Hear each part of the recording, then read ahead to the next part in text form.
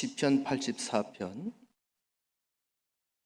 만군의 여호와여, 주의 장막이 어찌 그리 사랑스러운지요. 내 영혼이 여호와의 궁정을 사모하여 쇠약하며 내 마음과 육체가 살아계시는 하나님께 부르짖나이다. 나의 왕, 나의 하나님, 만군의 여호와여, 주의 제단에서 참새도 제집을 얻고 제비도 새끼들 보금자리를 얻었나이다. 주의 집에 사는 자들은 복이 있나이다.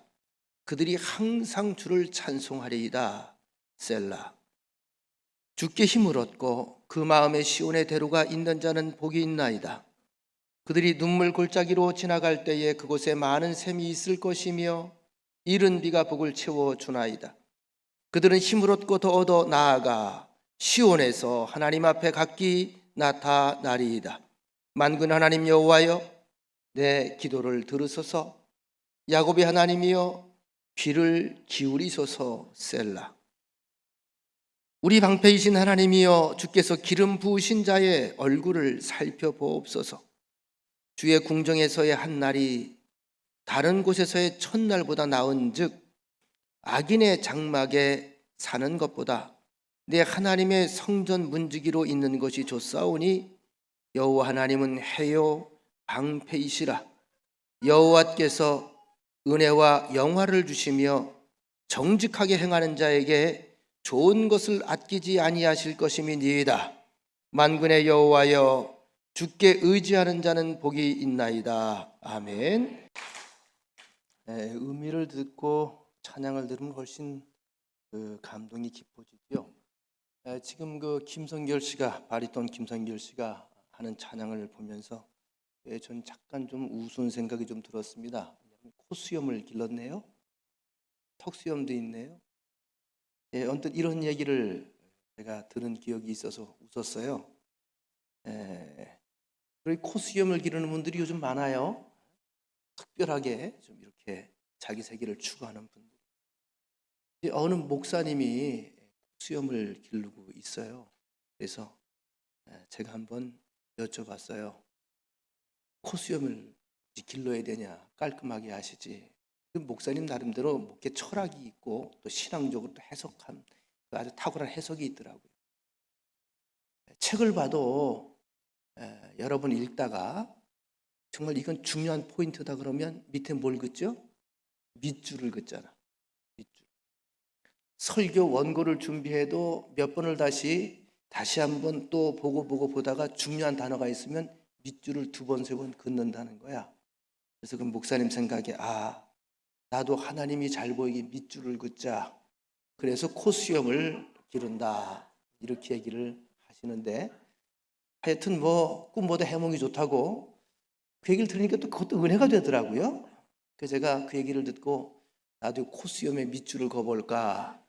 그 유혹을 제가 참고 있습니다만 하여튼 좋은 얘기예요. 우리 옆 사람과 인사합시다. 하나님께서 당신에게 밑줄을 그었습니다. 다시 한번 반대분에게 밑줄을 꽉꽉 그었습니다. 이게 하나님의 몸된 성전, 물론 구약전서의 성전과 신약전서의 교회의 의미는 좀 달라요. 구약전서의 성전은 하나님이 임재의 장소고 또 말씀을 들려주는 장소이기도 하고 또 그들에게 복을 선언하는 출처이기도 합니다. 신약시대에 와서는 예수를 그리스도로 나의 주로 고백하는 자의 몸이 성전이라고 말했어요. 여기 계신 여러분들은 성전인 거예요. 각자의 성전들이 모여서 하나의 교회를 이루어요. 그래서 교회라고 하는 말의 의미가 에클라시아라고 하는 헬라어인데 세상으로부터 부름받은 사람들, 그냥 쉬운 말로 얘기하면 하나님이 부른 거룩한 사람들의 모임, 이게 이제 교회입니다. 오늘날의 성전의 의미와 구약의 성전의 의미는 분명히 달라요. 오늘날의 성전의 의미는 내가 예수를 그리스도로 고백할 수 있다고 하는 것은 누가? 성령께서 우리에게 가르쳐 주시고 고백하게 하는 성령의 은혜입니다. 이 은혜는 하늘로부터 오는 선물이라 성경은 말합니다. 프리센트라고 얘기하죠. 하나님의 선물. 우리는 이 땅에 알거나 모르거나 참 많은 선물을 가지고 살아가요. 제가 지난주에 한번 설교를 여러분들에게 했어요. 한 열흘 동안 끙끙 앓고 아무것도 할 수 없는 무기력한 상황에서 깨달은 것이, 내가 쓰는 것이 아니고 내가 하는 것이 아니고 하나님께서 할 수 있도록 기회를 주시는 거고 설 수 있도록 하는 거고 그런 힘을 주시는 거고 숨을 쉬게 하는 거고 정상적으로 보이는 것도 보이게 하나님께서 도우시는구나. 하나님께서 도우시지 않으면 아무것도 할 수 없다. 제가 이 설교를 서두했죠.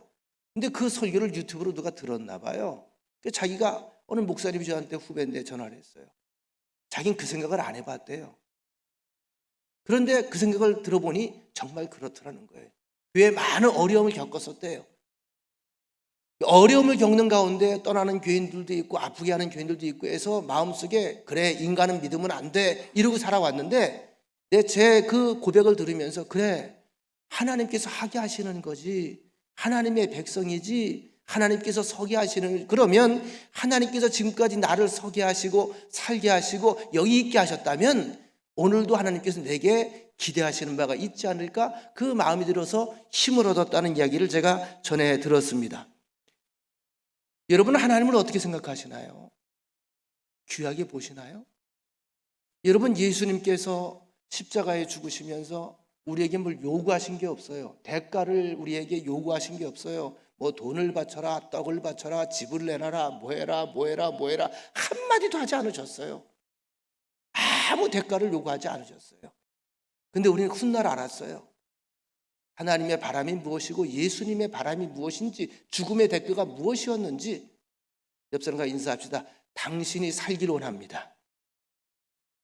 아무것도 아니에요. 여러분이 살기를 원하는 거예요. 그냥 내가 살기만 원하는 거예요. 죄로부터 거듭나길 원하는 거예요. 지옥 가지 않고 천국 가길 원하는 거예요. 딱 그 하나 그거 하나 하면 소원도 없고 바람도 없어요. 이게 십자가입니다. 근데 우리 너무 십자가를 두고 많은 계산을 가지고 복잡한 갈등 속에 살아가지 않습니까? 여러분 우리에게 있어서 교회는 최고의 집이 되어야 됩니다. 하나님 모심이 성전이 최고 소중해야 됩니다. 최고의 안식처가 되어야 됩니다. 이걸 소중하게 여겨야 돼요. 보통 여러분 사람과 사람 관계도 그렇지 않습니까? 어떤 사람과 사람의 관계를 잘 볼 때에 이 관계가 무엇으로 형성이 되냐 하면 어떤 마음을 가지고 어떻게 어떤 태도를 대하느냐 이게 참 중요해요. 그런데 저 사람을 평소에 내가 달갑지 않게 여겨 별로 마음에 안 들어 별로 관심 없어 지는 모두 됐다로 잘난 척도 하는 것 같은데 그것도 꼴보기 싫어. 그러면 어떻게 이 사람은 여기에 관심 가지고 거기에 반응할까 반응하지 않을까? 반응하지 않아요. 왜? 이 사람이 그 사람을 그렇게 여기는 거예요. 교인과 교인 간의 관계도 마찬가지예요. 목사와 성도의 관계도 마찬가지예요. 소중하게 여기면 소중하게 대하는 거예요. 귀하게 여기면 귀하게 대하는 거예요. 귀한 것일수록 뭐예요? 더 조심스러워지는 거예요. 우리 옆 사람과 다시 한번 인사합시다. 당신은 참 제게 조심스러운 사람입니다.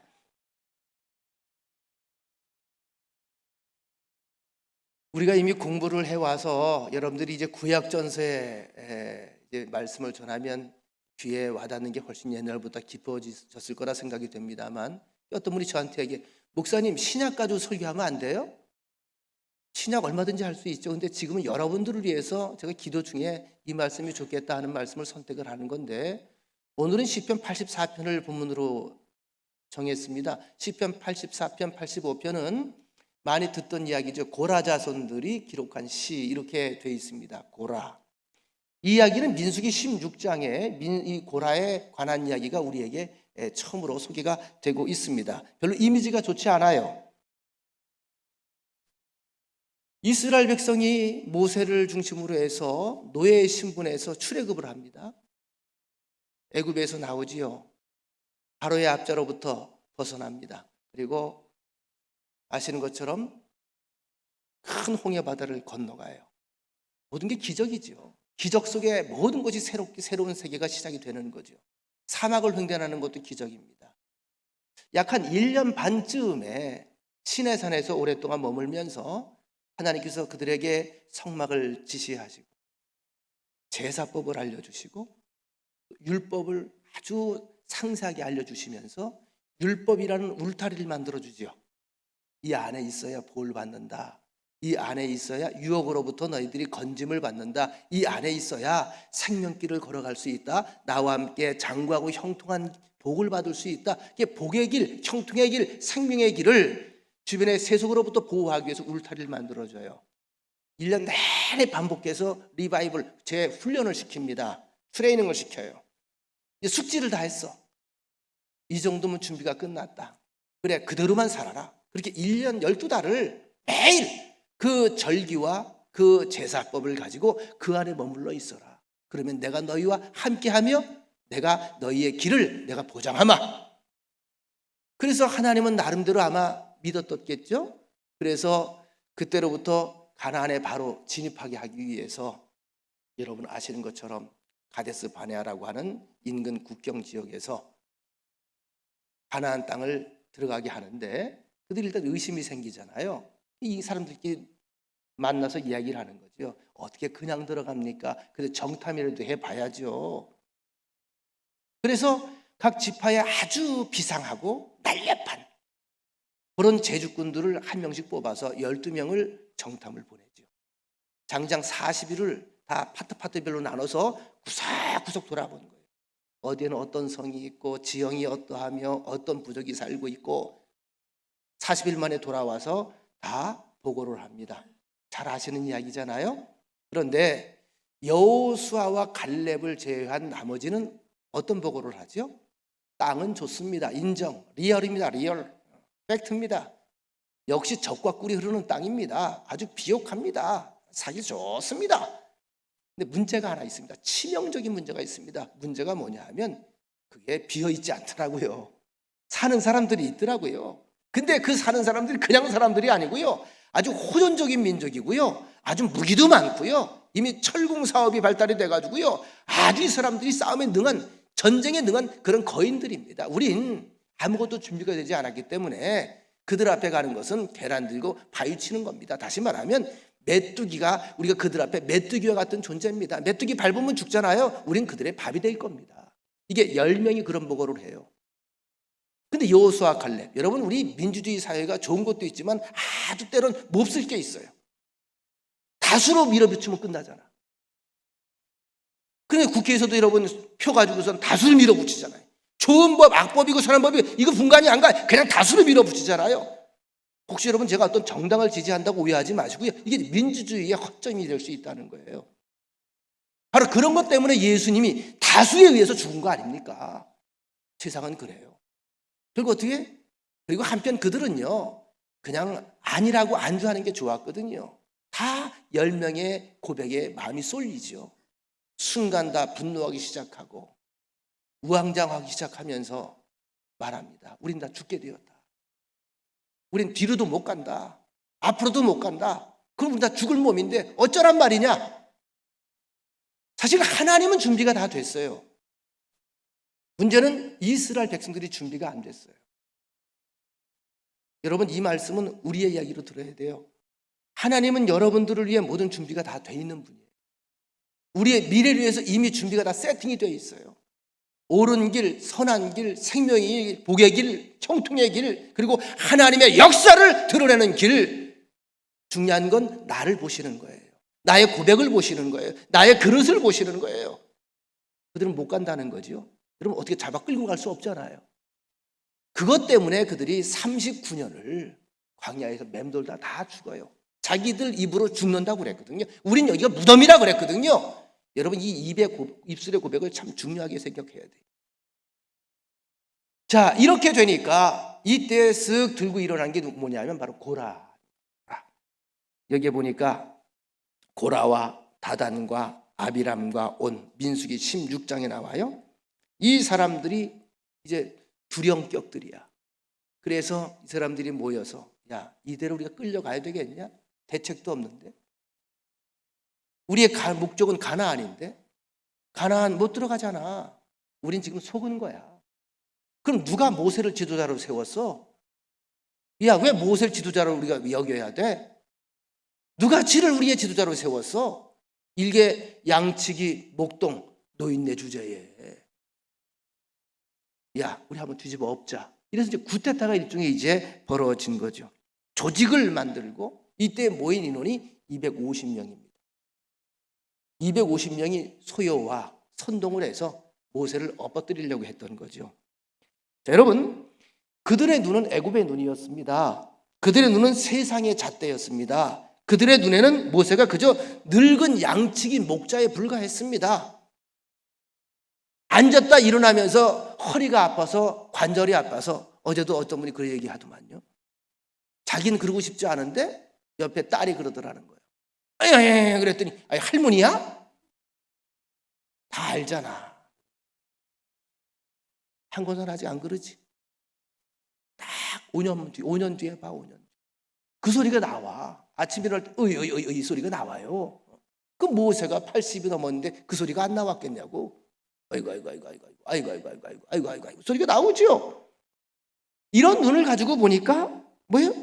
그저 어리석은 노인네, 나약한 노인네로 보이는 거죠. 여러분, 이 눈이라고 하는 게 참 중요합니다. 공산주의가 왜 무서운 줄 아세요? 공산주의는 교회와 주의 종들을 하나의 마약이요 선동자로 봅니다. 교회가 있지도 않은 천국이 있다고 하면서 속인다는 거예요. 그러면서 기독교를 말하기를 아편, 마약을 하면 사람이 몽롱하게 취하는 것처럼 자꾸 그렇게 반복해서 주입을 시켜서 사람을 몽롱하게 만들어서 엉뚱한 세계에 취해서 살게 만드는 게 기독교다. 그래서 여러분, 사회주의 국가가 들어가면 교회에 문을 닫게 하고 수많은 주의 종들을 데려다가 여러분 고통을 주고 순교시킵니다. 세상의 눈으로 보면 교회는 그래요. 여러분이 무슨 힘이 있습니까? 여러분 힘이 있어요? 힘 없잖아요. 밖에 나가봐야 뭐 그렇게 힘써요? 그렇게 보이는 거예요. 똑같은 사람으로, 무력한 사람으로, 그저 노인네로. 그러나 우린 이걸 알아야 돼. 교회의 원리, 하나님께서 부르신 사람들이에요. 이 안엔 성령이 있어요. 예수 그리스도의 이름이 있어요. 늘 말씀드립니다.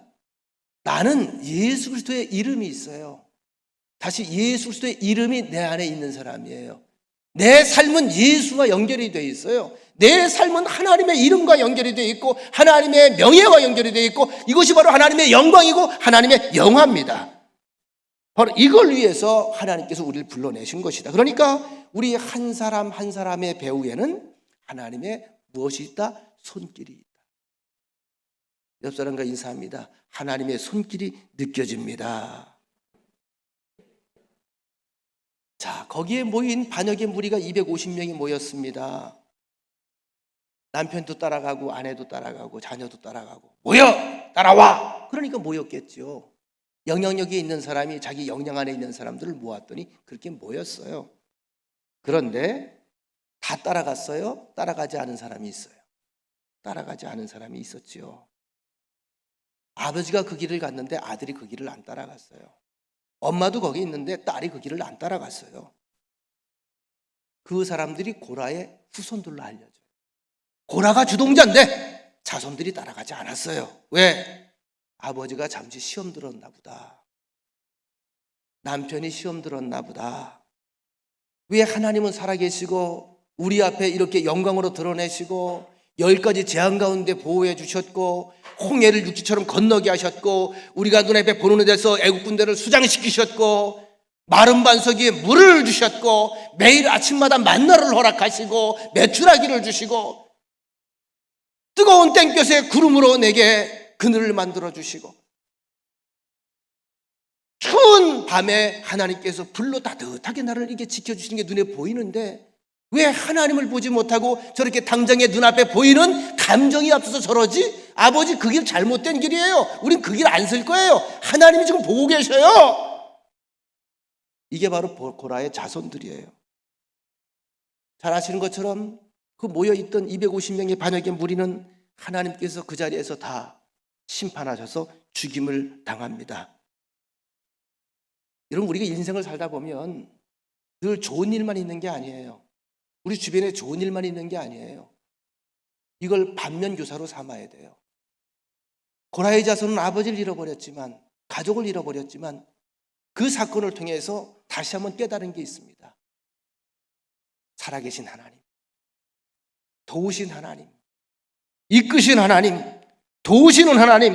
그래서 고라의 자손들은 그 이후로도 끊임없이 하나님과 하나님의 성전을 아주 귀하게 여겼어요. 마음이 요동하지 않고 흔들리지 않았어요. 그들은 자손 대대손손 낳을 때마다 성전의 중요성을 이야기합니다. 하나님의 살아계심을 증언합니다. 하나님의 말씀을 증언해 주었습니다. 잘 아시는 것처럼 그래서 다윗이 왕위에 오른 뒤에 했던 많은 하나님 앞에 공헌 가운데 제일 큰 게 뭐죠? 법궤를 변방에서 옮겨온 거예요. 나라의 수도로, 중심으로. 그리고 성전은 비록 짓지 못했지만 다윗이 한 것 중에 가장 하나님을 흡족하게 했던 게 뭐냐면 하나님을 귀하게 여기고 하나님의 집을 귀하게 여기는 마음, 그리고 그 예배를 중심으로 주로 누가 주도가 되어서 활동을 하죠? 고라의 자손들. 그들이 찬양대도 서고요, 교회 주방에 가서 밥도 하는 거고요, 그들이 꽃꽂이도 하는 거고요, 그들이 문지기도 하고요, 안내도 하고요, 교회 봉사 다 고라 자손들이 하는 거예요. 이들에게 성전은 그들의 전부였어요. 그들에게 성전은 곧 하나님이었습니다. 여러분, 시편 85편이 이어지는데요, 시편 85편도 고라의 자손들의 시입니다. 제가 잠깐만 읽어드릴게요. 시편 84편은 그들이 포로가 되기 이전에 다윗 시대에 고라 자손들이 지은 하나님을 사모하는, 기뻐 찬송하는 그런 시고요.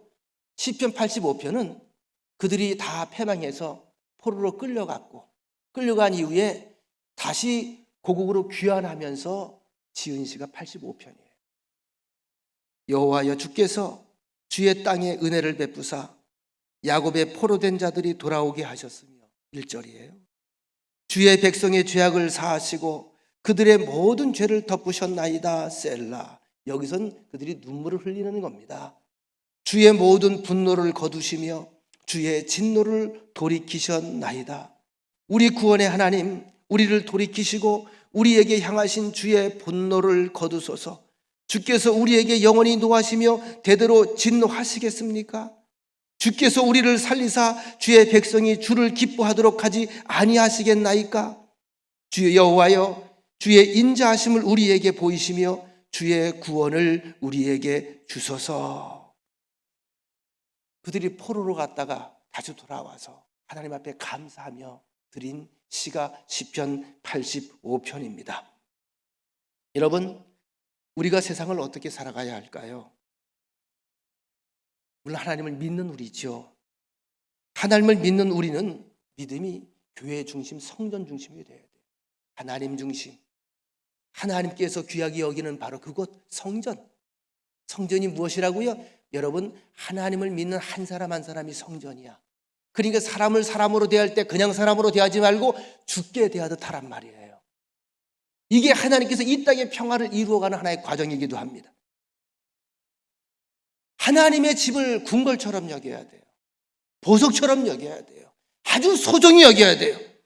그래서 건강하고 능력 있는 신앙생활을 이 땅에서 하면서 우리의 삶의 현실 속에서 하나님의 역사와 하나님의 약속이 계속 드러나길 원하는 것이 하나님께서 우리를 선택하고 기대하는 바입니다.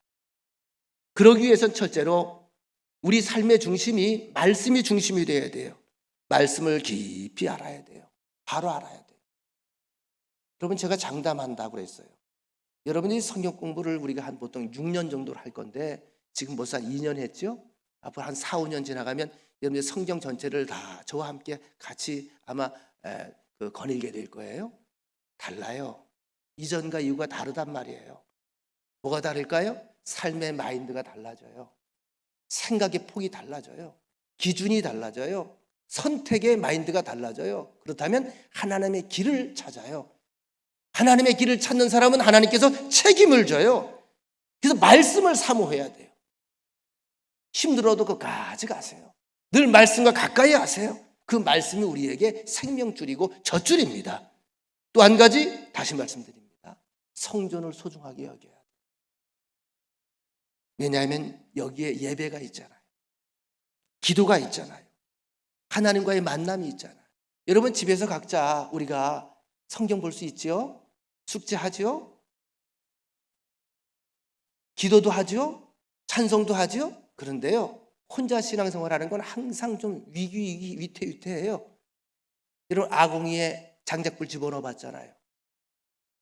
장작불 하나 들어가면 어떻게 불이 오래가? 시원찮아. 그래도 그 불이 같이 엉켜 있으면 거기에서 서로 도움이 돼서 협력하여 큰 불을 이루게 되는 거예요. 이것이 교회라고 하는 형식이지만 이 형식 안에서 벌어지고 있는 하나의 우리에게 주시는 귀한 복입니다. 옆 사람과 인사합시다. 당신은 없어서는 안 될 뿐입니다. 하나님의 사랑을 확인할 수 있고 하나님의 사랑받는 사람들을 통해서 위로받을 수 있고 그를 통해 또 하나님의 마음을 확인할 수 있고 이것이 형제 자매의 힘 아닙니까? 또 한 가지 건강한 역사관입니다. 인류의 시작이 어디서부터 비롯됐습니까? 산이 저절로 생겼나요? 물이 저절로 생겼나요? 이게 산절로 물절로죠. 아니죠. 성경은 창세기 1장 1절에 분명하게 말씀합니다. 태초에 하나님이 다 같이 시작 천지를 창조하십니다. 아주 딱 못을 박았어요. 애초에 첫 장 딱 침발라서 딱 열면 태초에 하나님이 천지를 창조하시니라. 그러니까 하나님께서 선택하지 않고 하나님의 성령이 임재하지 않으면 태초에 하나님이 천지를 창조하시니라. 원 이상한 소리도 다 하고 자빠졌네. 여기서 끝나. 여러분 넘어가 안 넘어가? 여러분들은 넘어가죠. 이 페이지로 가고 3페이지로 가잖아요. 이 첫 페이지에 걸려요 벌써. 이게 믿어지냐고요. 이 원대한 우주 세계를 누군가 다 계획해서 이렇게 섬세하게 만들었다는 것이. 근데 여러분 우주 과학자들의 이야기를 들어보세요. 저 신비한 우주의 세계, 별의 세계, 화성의 세계, 달의 세계를 우주를 만들어 보낼 때마다 그들은 간절히 기도할 수밖에 없대요. 왜냐? 늘 한계를 느낀다는 거예요. 다 해놔도 과학적으로 완전하게 조립을 하고 완전하게 해놨어도 그 다른 힘이 필요하다는 거예요. 그걸 우린 말합니다. 그 은혜라고. 제 뒤에 하나님이 천지를 창조하셨다. 아멘입니까? 이건 아멘하고 이제 그 다음 페이지로 넘어갈게. 6일 동안 세상을 창조하시고 마지막 6일 때 5일 동안 창조하시고 6일째 되는 마지막 날에 다 만들어 놓고 제가 늘 강조 자주 하는 게 있잖아요. 어떤 집이 아이를 가졌어. 한 2, 3개월 남았어. 그 집에서 주로 하는 일이 뭘까? 매일 나가 쇼핑. 무슨 쇼핑할까? 애 용품 다 보러 가는 거예요. 애는 나오지도 않았어도 이쁘다 요건 어떨까 저건 어떨까 그리고 다 미리 사다 놓지요. 여러분 6일째 되는 날 하나님께서 우리를 창조하실 때에 그 생각이 안 드시나요? 마치 아이를 받듯이 세상의 모든 걸 다 만들어 놓으셨죠. 공기며 태양이며 달이며 별이며 별도 하나만 딱 박아놓으면 재미없고 심심할 것 같으니까 골고루 수북하게 박아놨어. 그래서 별 보다가 사랑에 빠지게 만들잖아. 별 하나 나 하나 별 둘 너 둘. 그리고 묻잖아. 우리가 아담과 하와의 첫사랑. 제가 얘기했죠? 아담과 하와를 하나님의 형상대로 지으셨어요. 우리 속에는 하나님의 성품이 있어요. 그래서 인간만이 하나님을 지각하고 하나님을 자꾸 추구하고 절대적인 신을 자꾸 찾아가요. 먹을 것이 만족이 되고 물질이 풍요롭다 할지라도 자꾸 허한 것을 찾아요. 영적인 것을 추구해요. 이거 하나님께서 다른 길로 가지 못하도록 그 길을 하나 만들어 놓은 거예요. 아담에게 물었다고 하지요. 하와가.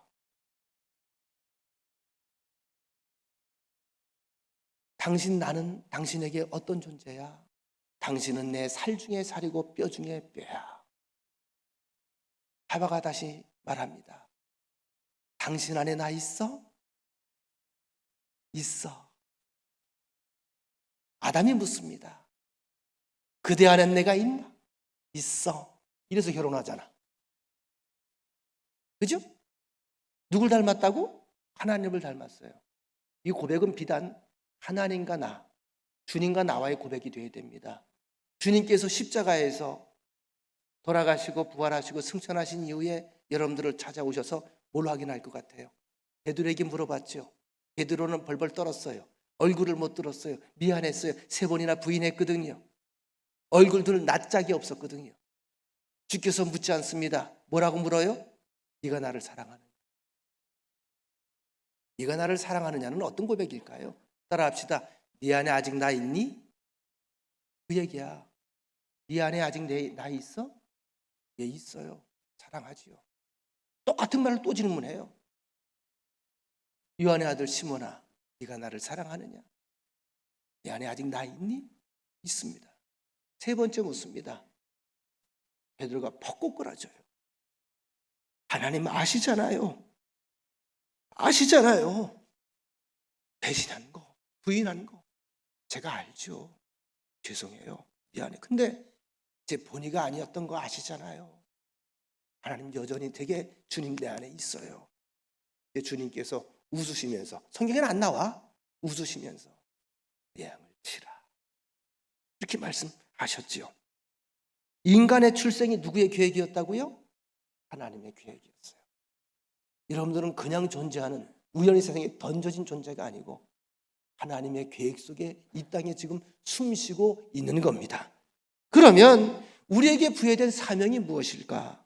창세기 1장 28절에 의하면 다 알려주셨어요.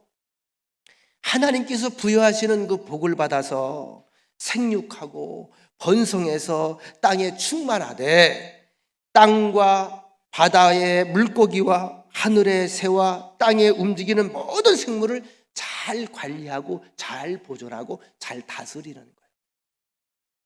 이런 인간에게 왜 죽음이 왔을까? 성경은 아주 명쾌하게 대답합니다. 왜 죽음이 왔을까? 죄 때문에. 그러면 인간의 미래는 죄 때문에 죽는다면, 죽음이 내 앞에 있다면, 누구나 다 그 길이 끝이라면 그건 절망이죠. 그것이 끝일까요? 아닙니다. 이 사실을 우리에게 들려주기 위해서 하나님께서 수많은 사람들을 믿음의 선조를 선택하셨고 역사하셨고 우리에게 그들의 삶의 기록을 하나님의 기록으로 말씀을 통해 들려주고 있는 겁니다. 그래서 이 성경을 우리가 뭐라고 불러요? 유앙겔리온, 복음이라고 부르는 거예요. 복음. 발음을 잘해야 돼. 볶음이 아니고 복음. 기쁜 소식, 복된 소식. 이거보다 기쁘고 복된 소식이 있습니까? 우리를 절망으로 이끄는, 죽음에 가둬두는 그 근본적인 죄의 문제를 해결할 분이 이 땅에 오셨어요. 이미 해결해 주셨습니다. 그분을 영접하면 의인이 됩니다. 새 생명을 얻게 됩니다. 구원을 받게 됩니다. 그리고 또 한 가지 사실, 근데 아무나 구원받는 게 아니고 누구나 구원받는 게 아니고 하나님께서 불러주셔야 되는 거예요. 여러분, 하나님이 불러주셨습니다. 이 나라 이 땅에 저절로 어느 날 우연히 복음이 전해진 게 아닙니다. 하나님의 계획과 섭리가 이 땅에 있었습니다. 역사 속에 간섭하심이 있었습니다. 수많은 사람들의 순교가 있었습니다. 희생과 헌신이 있었습니다. 그 속에 부활 생명의 꽃이 여러분의 가슴에서 핀 거예요. 여러분, 청와대 안에 들어가면요, 청와대 안에서 해야 될 말이 있고 하지 말아야 될 말이 있지 않을까요? 있어요. 교회도 마찬가지예요. 궁궐에 들어가면, 궁전에 들어가면, 천국에 들어가면 천국에서 쓰는 용어가 따로 있어요. 세상에서는 우리가 쓰는 용어들이 있잖아요. 제가 가끔 식당 같은 데가 식사를 하다가 가끔 제가 조금 아주 그냥 밥 먹기가 불편할 때가 있어요. 우리 나이보다 좀 더 된 분들이 주로 그래. 젊은 애들은 좀 덜한 것 같은데 한 60, 70 되신 분들이 모여가지고 소주잔 한 잔 갖다 놓고 술 마시면 왜 욕이 아니면 말이 안 되냐. 말끝마다 이 자식아, 뭐 새끼야, 뭐 섹스 새끼야 이쪽에서. 근데 그 욕으로 안 듣나 봐. 난 그 욕만 들어도 기분이 이상한데, 새끼야 어쩌고 저쩌고 자식아, 네가 자식아 어쩌고 저쩌고. 70 넘어서 그래 봐봐. 그거 이쁘지 않다? 정말 이쁘지 않아.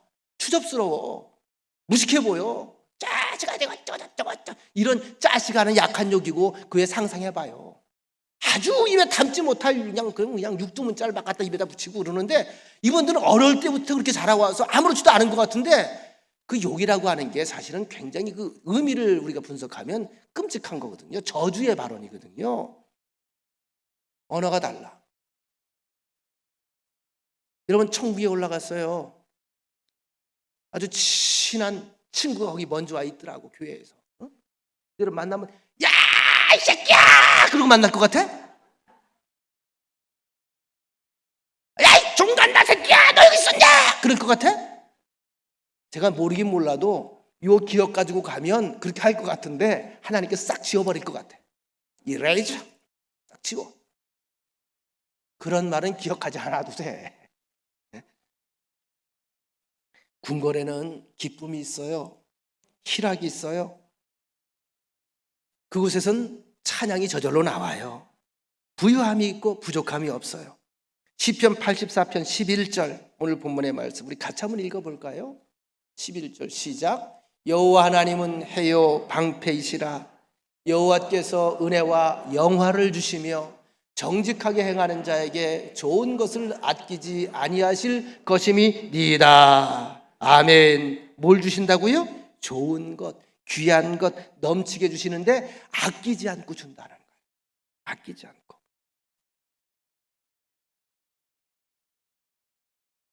미국의 허브 켄츠라고 하는 유명한 평론가가 있습니다. 그분이 이런 말을 했어요. 우리가 주의를 지킴으로 주의를 지킴으로 받는 축복들을 열거한다고 하는 것은 햇빛이 받는 이익을 나열하는 것과 같다. 우리가 주의를 지키면서 어떤 복을 받냐고요? 여러분 태양이 없으면 세상에 생명체가 살아? 못 살아? 못 살아요. 말로 다 열거할 수가 없어요. 이 태양이 주는 이 땅의 생명의 그 복들은 손으로 꼽을 수가 없어요. 수천, 수만, 수십만 가지입니다. 바로 그런 은혜를 우리가 하나님을 통해서 주일날 예배를 통해 얻게 된다고 고백을 하는 거예요.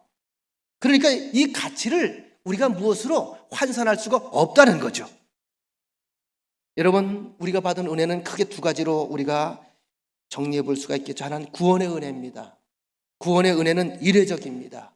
공평한 겁니다. 누구에게나 주는 겁니다. 예수 믿으면 다 얻는 은혜입니다. 이것은 힘들여서 얻는 게 아니고 지식이 있어서 얻는 것도 아니고 배워서 얻는 게 아니고 학위로 받는 게 아니고 노력으로 얻는 게 아니고 공로로 얻는 게 아닙니다. 살인 강도에게도 주어져요. 강도에게도 주어지고요. 사기꾼에게도 주어져요. 예수를 믿는 자에게 똑같이 주어지는 은혜예요. 먼저 믿은 자에게나 나중에 믿은 자에게나 똑같이 믿으면 주어지는 은혜. 인간의 공로와 전혀 상관이 없습니다. 그래서 우리가 이 은혜를 깨닫고 나면 하나님 앞에 그저 죄송스러울 수밖에 없는 거예요. 또 하나, 우리가 성전을 나와서 성전을 통해서 우리가 노력해서 얻는 은혜가 또 있어요. 사람으로 태어났지만 사람은 태어나는 것 자체로 그냥 존재가 되질 않아요. 다른 것은 그냥 되지요. 소 어떻게 엄마 젖 먹고 크면 소가 어느 날 여러분들에게 말을 하더이까? 자기 집 정리하더이까? 집 짓더이까? 아니죠. 개 어때요? 요즘에 개들이요 하도 집에서 사람 취급을 해가지고 지들이 정체성이 혼란이 오는 거예요. 사람인지 갠지 내가 말이야. 여러분 개는 훌륭하다라는 프로를 제가 가끔 봐요. 김영욱인가 누가 그 친구는 그 생긴 것도 개처럼 생겼어. 피동도 개처럼 똑같이 흉내를 내고요. 그래도 개들이 알아듣더라고요. 난 사람이에요 그 사람.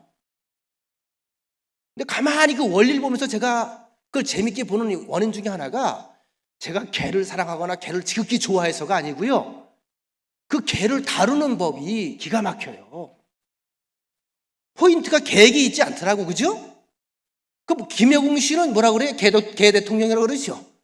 개가 문제라는 거예요? 주인이 문제라는 거예요? 견주가 문제라는 거예요. 그 주인에게 포인트를 맞추는 거예요. 이렇게 다루지 말라는 거예요, 개를. 개는 개라는 거예요. 개를 사랑하고 아끼고 반려동물로 가족처럼 여기는 건 좋은데 걔는 걔라는 거예요. 걔를 인정하고 그 자리에서 살게 하라는 거예요. 주인 자리에 오면 피해주고, 내 앞에 앉겠다고 내가 피해줄게. 또 텔레비전 보고 있다 소파에 앉아있으면 일로 또 앉으면 내가 피해줄게. 이렇게 나중에 얘가 지가 주인인 줄 안다는 거야. 그 다른 놈이 오면 물어버리는 거예요. 그냥 내 자리인데 왜 안 피해? 다 피하는데. 걔가 문제예요? 사람이 문제예요? 사람이 문제예요. 사람이. 그럼 사람은 그럼 어쩔까요? 사람에겐 죄의 본능이 있어요. 아담과 하와 이후에 사단이 지금 이 땅의 영역에서 같이 활동을 하잖아요. 우리의 죄성을 자꾸 자극을 해요. 그래서 교육받지 못하고요, 우리가 부모로부터 교육받지 못하고, 우리가 훈계받지 못하고, 우리가 징계받지 아니하고, 의도받지 아니하고, 그저 너 잘났다 잘났다 잘났다 그러면 그놈은 정말 잘났을까? 잘난 줄 알고 엉뚱한 데 갈까? 엉뚱한 데 가요. 이래서 교회가 필요한 거야. 교회에서는 그거 배우는 거야. 그게 은혜야. 이례적인 하나님께서 주신 구원의 은혜가 있지만 성전에서 주신 은혜가 있어요. 그건 뭐죠? 이제 이것을 잘 갖고 가는 거예요. 그래서 실력자가 되는 거예요. 여러분, 실력이 있어야 돼요. 실력이. 그 실력은 영적 실력이 있어야 돼. 그걸 위해서 말씀을 배우고 찬양으로 힘을 얻고 기도의 자리에서 주의 이름으로 우리가 능력을 구하는 줄로 믿습니다. 그러니까 여러분, 1년에 교회 한 번 나오는 거 하고 1년 연속으로 안 빠지고 나오는 거 하고 겨우겨우 마지못해 절기 때 오는 거 하고 그저 주의 성전이 사모되고 말씀이 사모되고 주님이 그리워 나와서 늘 말씀 앞에 살아가는 거 하고 삶의 질이 같아서 안 되지요. 같을 수가 없지요. 왜? 하나님은 우리의 삶을 통해 하나님의 역사를 이 땅에 드러내기를 원하는 게 하나님의 바람이거든요. 그럼 교회에 자꾸 열심히 나오라는 거예요? 교인은 교인인데 좀 멋진 교인, 훌륭한 교인, 능력이 있는 교인이 되라고 그러는 거예요. 무엇으로 달라진다고요? 말씀으로부터 달라지는 거예요. 여러분들 지금 설교 잘 들리죠? 알아듣죠? 공부해서 그래. 옛날에 안 그랬어. 제가 우리 교회 와서요, 한 1년 설교하면 좀 힘들어 했어요. 한 5분의 1은 자더라고. 내가 자는 걸 알아요. 왜 자는지. 귀에 안 들어오니까 자는 거예요. 오늘 보니까 아무도 안 자네.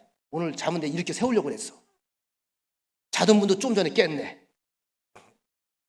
히브리서 4장 12절 말씀. 하나님의 말씀은 살았고 운동력이 있어 좌우의 날선 어떠한 검보다도 예리하여 혼과 영과 및 관절과 골수를 찔려 쪼개기까지 하며 또 마음과 생각의 뜻까지 다 감찰하신다. 말씀이 이 안에 싹 훑고 들어가면 전체 해결하지 못할 부분이 없어요. 시편 19편 7절. 여호와의 율법은 완전하여 영혼을 소생시키시며 여호와의 증거는 확실하여 미련하고 우둔한 자를 지혜롭게 하며 여호와의 교훈은 정직하여 마음을 기쁘게 하고 여호와의 계명은 순결하여 눈을 밝게 하시도다. 하나님의 말씀을 가지고 말씀의 사람이 되면요, 세상 보는 이치가 눈이 밝아진다는 거예요. 여호와를 경외하는 도는 정결하여 영원까지 이르고 여호와의 법도 진실하여 다 의로우니 금 곧 많은 정금보다 너희가 더 사모할 것이며 꿀과 송이 꿀보다 더 달도다. 또 주의 종이 이것으로 경고를 받고 이것을 지킴으로 상이 크니이다. 할렐루야. 말씀이 우리에게 힘이 되는 거예요. 우둔한 자가 지혜롭게 돼요. 여러분, 학교 문턱에 못 가도요, 교회 와서 예수 믿고 은혜 받고요, 말씀 그 말씀 들어서 하는 거지. 글을 못 읽으니까. 근데 기가 막히게 똑똑한 판단을 합니다. 이 말씀은 우리 인간의 문제를 근본적으로 치료하기도 합니다. 성경은 말씀하십니다. 하나님의 말씀은 살아있다. 좌우의 날선 검보다 예리하다.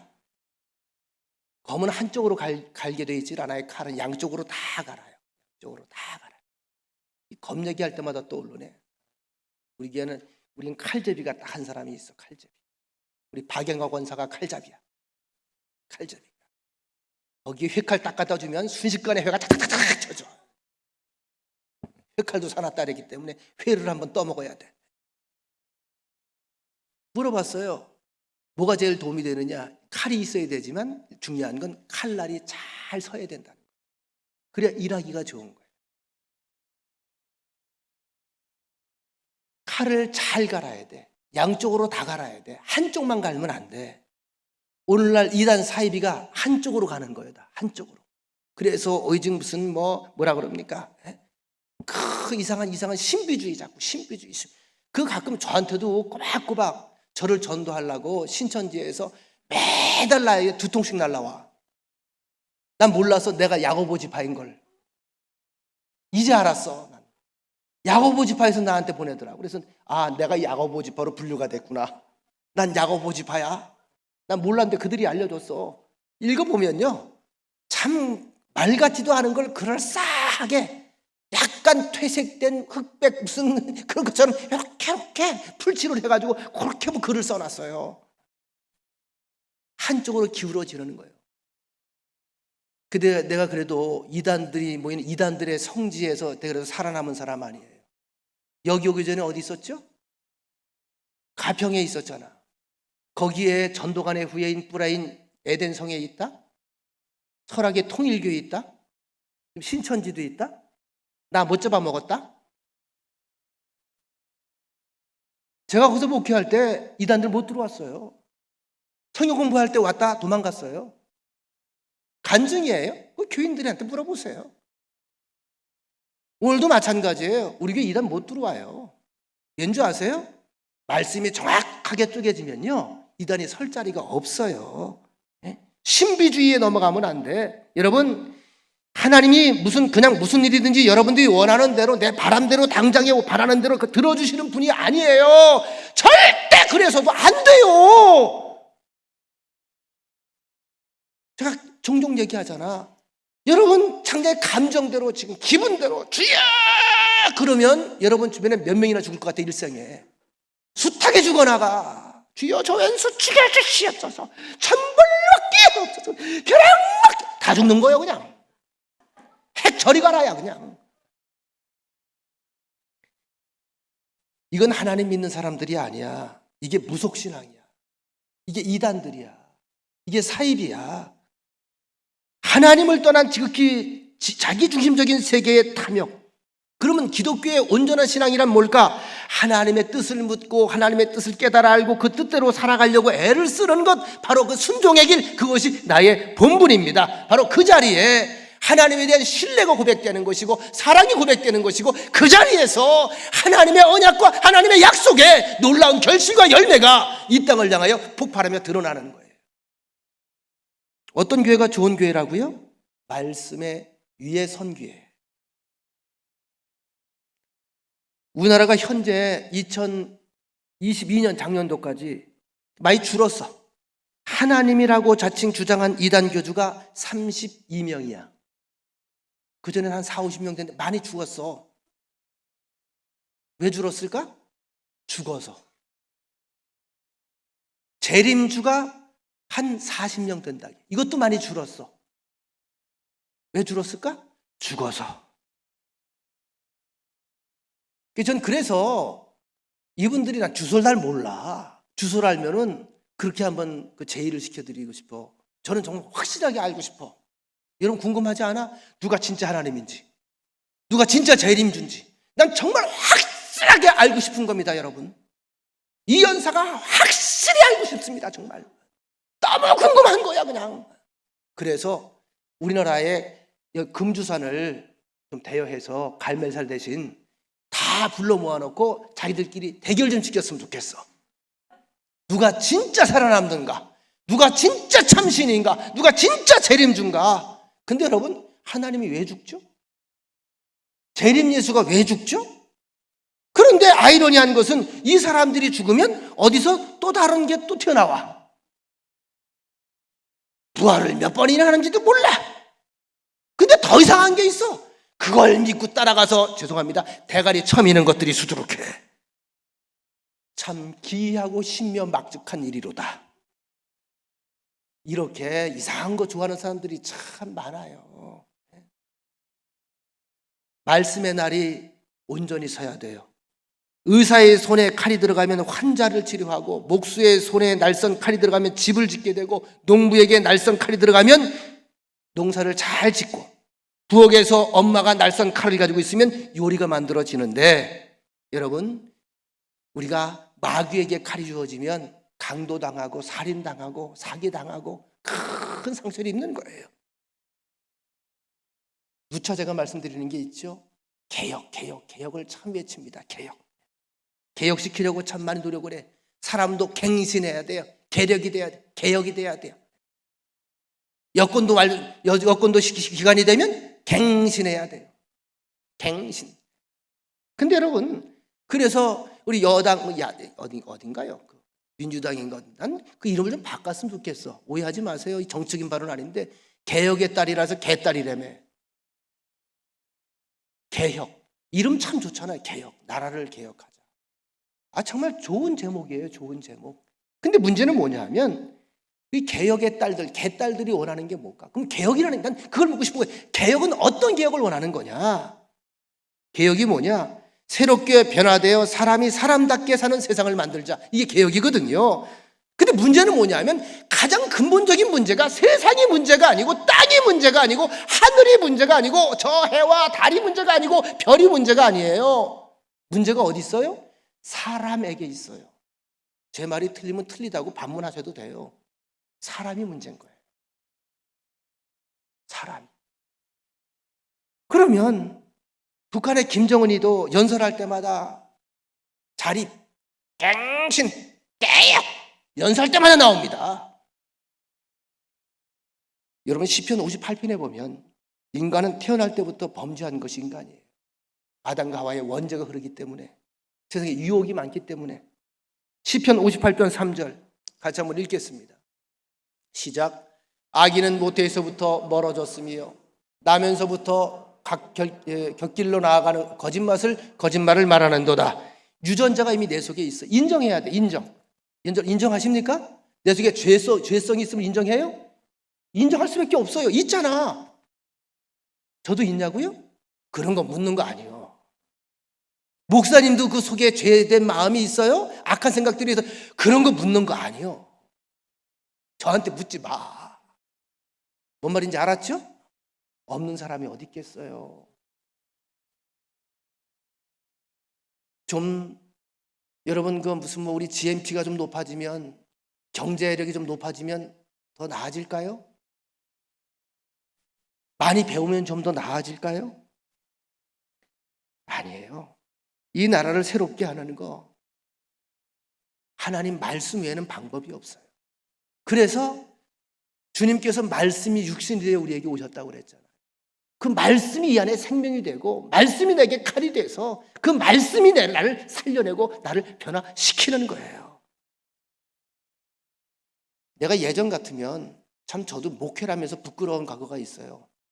승질이 얼마나 참 더러웠냐 하면 뭐 우리끼리인데 뭐 성질이 얼마나 지랄 같았냐 하면 이 단어를 쓰지 못해서 교회에서 교인 한 사람이 속을 새기면 제가 얘기 가끔 해죠. 기도는 열심히 했어요. 제가 30대 때부터 교회에 기도 골방 들어가서 밤새 철야를 했는데 어떤 철야를 했을까? 주먹으로 벽을 치면서 제 성격이 좀 지랄스러워요. 아버지 주세요. 이렇게 해주세요. 이게 아니고요. 지시해줘서. 옛날에 우리 유건사님 한번 그러게 했나요? 한동에 철 없었을 때 하나님 와서 내게 죽든지 날 때려 죽이든지 이러고 기도를 했다고 나한테 얘기를 한번 하시더라고. 저는 그런 기도를 했었어요. 저 인간을 데려가든지 나를 데려가든지. 왜 하나님 저를 주의종으로 택하셨습니까? 왜 여기를 부르셨습니까? 왜 목회하셨습니까? 왜 내 가슴에 못질을 합니까? 저 인간을 데려가든지 오늘 밤에 나를 데려가든지 주여 데려가 주시옵소서. 밤새 주먹 깨져가지고 나왔어. 지금은 절대 그렇게 안 해요.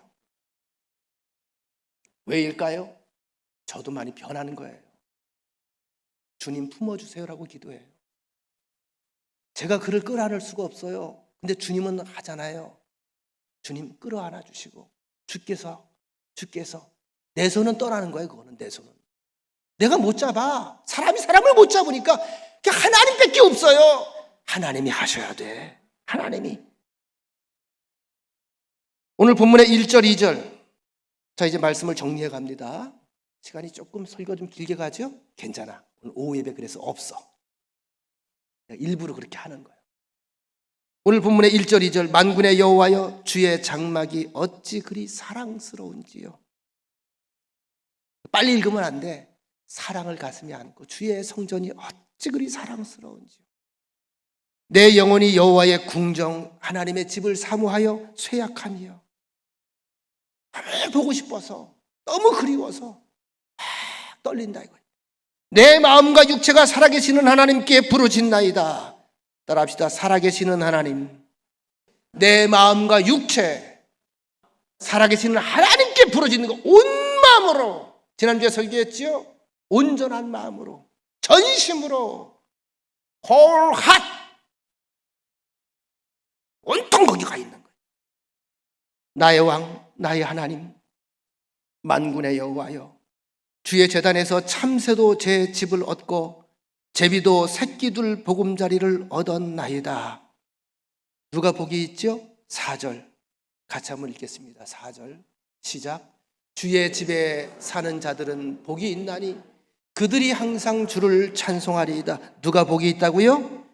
주의 집에 사는 자들이야. 주의 집에 사는 자들. 주의 집에 누가 있을까? 주님이 있어. 하나님이 사는 집. 여러분들의 마음에, 여러분들의 심령에, 여러분들의 인생이 어디에 어느 초소에 어느 때라도 주님이 있다면 그 집이 주의 집이에요. 그 자리는 어떤 자리다? 복의 자리다. 믿으시면 아멘. 시편 27편 3절 군대가 나를 대적하여 진칠지라도 내 마음이 두렵지 아니하며 전쟁이 일어나 나를 치료할지라도 나는 여전히 태연하리로다. 왜? 시편 84편 11절 여호와 하나님은 해요 나의 방패이시기 때문에. 방패를 뚫지 못하면 창은 못 들어오고 칼도 못 들어와요. 그래서 다윗이 기가 막힌 고백을 하잖아요. 여호와는 나의 요새요 나의 반석이요 나의 산성이요 나의 방패시라.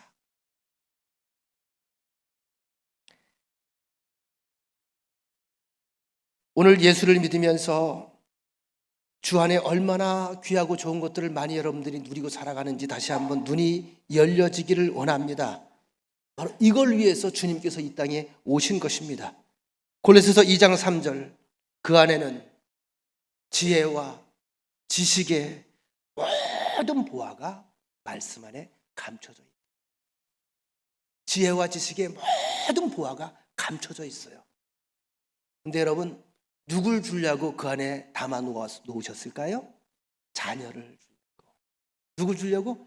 여러분 먹이려고 그러는 거예요. 여러분 주려고 그러는 거예요. 땅에서 영원히 사는 두 종류의 사람들이 있다고 하지요.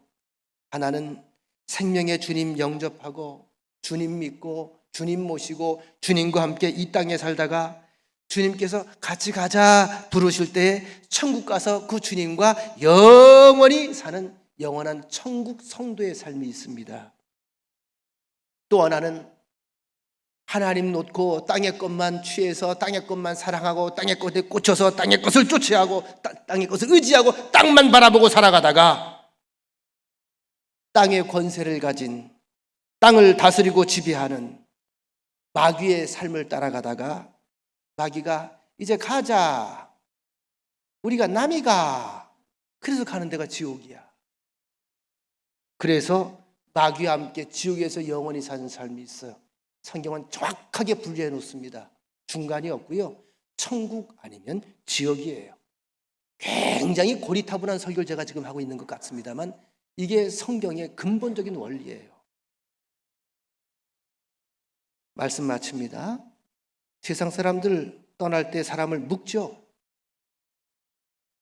손도 묶고요. 발도 묶고요. 그 다음에 발목 묶고요. 그 다음 수의를 다 입혀놓은 뒤에 7곳을 강하게 잡아당겨서 다 단단하게 묶어놔요.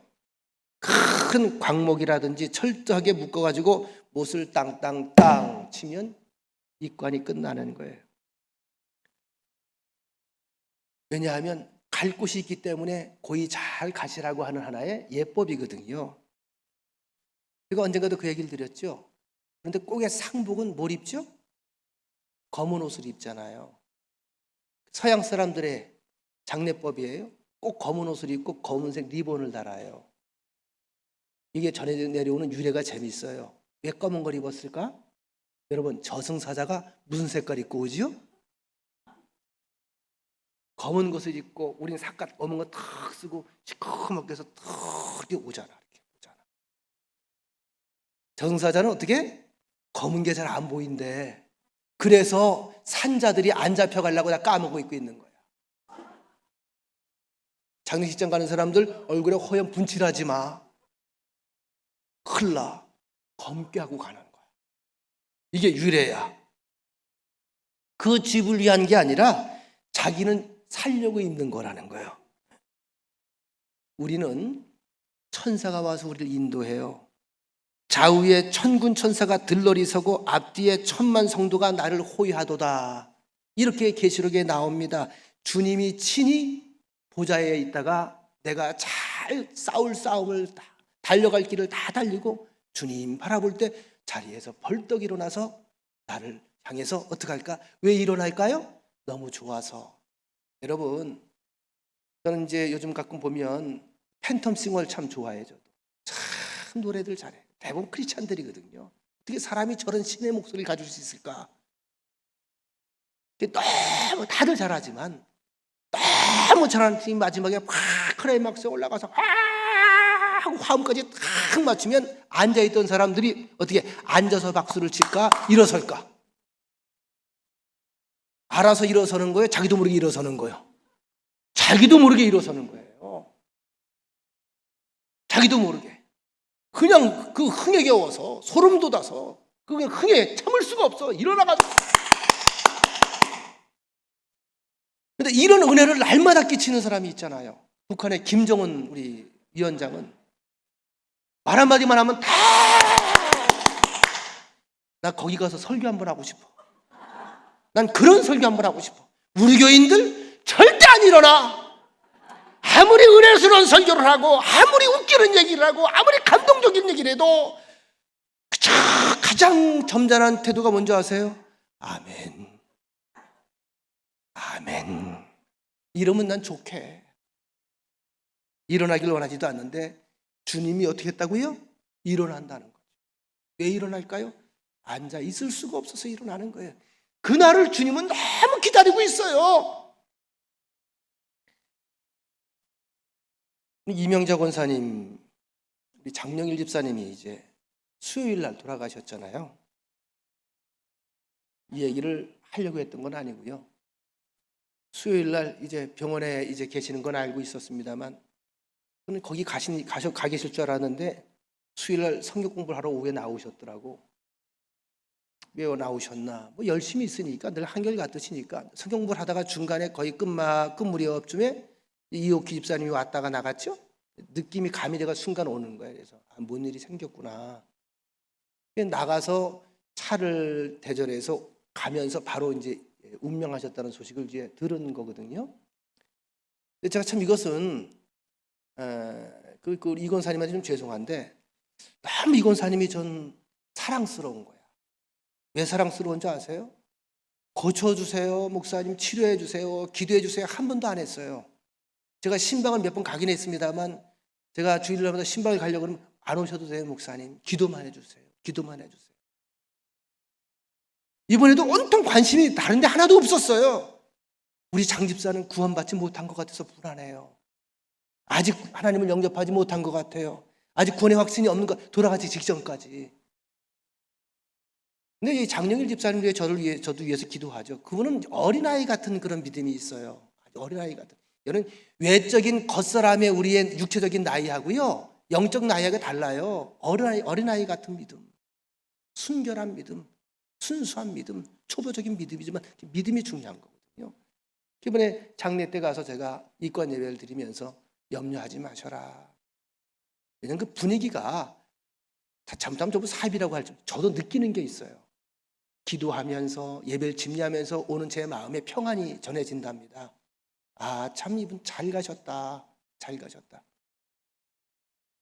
근데 조금 아까 예배 직전에 이 권사님이 제 방에 찾아오셔서 얼굴이 보니까 장례 치르고 온 분의 얼굴이 아니야.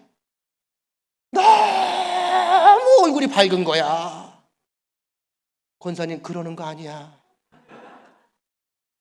너무 밝은 거야. 그 내가 어떻게 벌써 오셨냐고. 넌 그것도 힘드셨으니까 좀 쉬시다가 딸네 집에서 좀 쉬시다 그러고 오시지 벌써 오셨냐고 그랬더니 와야죠. 그러면서 기분이 좋아서 하시는 얘기가 있더라고요. 목사님 얘기처럼 장 집사가 천국 갔다는 게 제 마음에 확신이 들었어요. 확신이 들었어요. 확신이 믿고 싶다고 믿어지는 게 아니고요. 확신하고 싶어서 확신이 되는 게 아니고요. 주께서 주시는 마음이 주시는 거예요. 네? 그러면서 왜 확신이 들었나 그랬더니 장 집사님이 살아생전에 제일 사랑했던 손주가 있었대. 막내 손주가 있었대. 지금 군대 가 있대. 군대가 있는데 막내 손주가 그런 전화를 했더라는 거예요. 장래가 이제 났는데 이상한 꿈을 꾸었다고. 이상한 꿈 얘기가 뭐냐 하면 어떤 시커먼 그림자 같은 어둠이 있는데 그 주변에 반딧불 같은 그런 불꽃들이 밝게 막 핀다면서 어디론가 끌고 가더라는 거예요. 제가 왜 그 얘기를 여러분들 들리는 줄 아세요? 이반 알렉산더라고 하는 분의 제가 임사 체험 얘기를 몇 번 했죠? 기억 못 하셔도 상관없습니다. 한 두세 번 한 것 같은데 그분이 뇌과학자잖아요. 그분이 그 세계를 체험했잖아요. 하나님을 깊이 알던 분이 아니잖아요. 집안 가정만 크리스찬이었어요. 근데 본인이 그 체험을 한 거예요. 미국의 최고의 권위자들이 그의 의술을 가지고 들이대 친구니까 살리려고 하다가 포기를 한 거예요. 인간의 힘으로는 할 수 있는 거 다 끝났다. 보내드립시다. 그때 깨어나는 거예요. 그리고 체험한 세계를 이야기하는 겁니다. 그 세계를 너무 이분을 알리고 싶은 거예요. 왜? 확실히 봤으니까. 근데 임사 체험자들의 공통적인 그런 고백 중에 하나, 현상 가운데 하나가 뭔지 아세요? 마음이 평안하고 그런 가운데 두려움이 사라지면서 어떤 불꽃 같은 것들이 자기를 어느 굴로 어둠의 터널에서 끌고 나간다. 그 제가 그 얘기했죠, 권사님한테. 그래, 그게 모든 임사 체험자들의 천국을 경험한 사람들의 공통적인 고백이에요. 지금 더 웃고 있어, 더 좋아서. 여러분, 우리 성도는요, 이 땅에서 주님과 함께 살다가 그 나라까지 주님과 함께 가는 게 우리 성도들의 일생이에요. 근데 우리 말은 천국 얘기하고 말은 주님은 얘기하면서 너무 이 땅을 좋아하잖아. 좋은 게 너무 많잖아. 이게 왠 줄 아세요? 사실 믿음이 없어서 그래요. 정말 믿음이 있으면요, 제가 늘 얘기하죠. 저희 아버님이 그랬어요. 저희 할아버님이 그랬어요. 사도 바울이 그랬잖아요. 내가 이 땅에 있는 것보다 그 나라에 가기를 나는 원한다. 그 나라를 알기 때문에. 어느 목사님이 교회에서 부흥회를 하면서 제 이 예화를 여러분께 드린 적이 있습니다만, 여러분 주님 나라 속히 가고 싶지요? 아멘 그랬어요. 여러분처럼. 여러분 천국 가시길 원합니다. 천국이 여기보다 훨씬 좋아요. 이거까지는 아멘 하지. 속히 가시기 원합니다. 이거 봐, 줄잖아 벌써.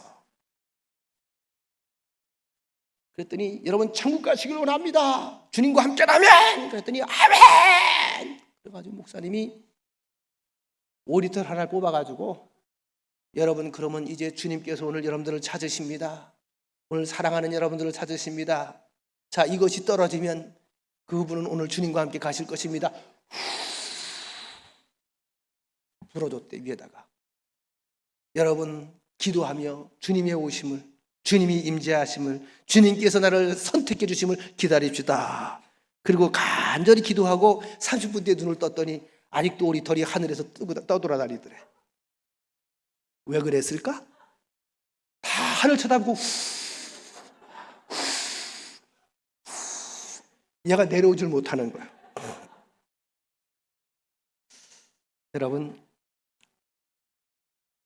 성도들은 항상 땅에 있는 날 동안 주님과 함께 더불어 최선을 다하다가 주님이 부르시면 주저함 없이 가는 게 성도의 삶이에요. 근데 그래서 이 땅에 머물러 있는 동안에 우리에게 주어진 사명이 참 귀하다. 참 복되다. 하나님께서 여러분들을 통해 주의 성전에서 주시는 복, 그 회복, 그 역사가 여러분들의 기도, 여러분들의 고백 속에 날마다 귀한 결실로 이 땅에 드러나게 되기를 간절히 축원합니다.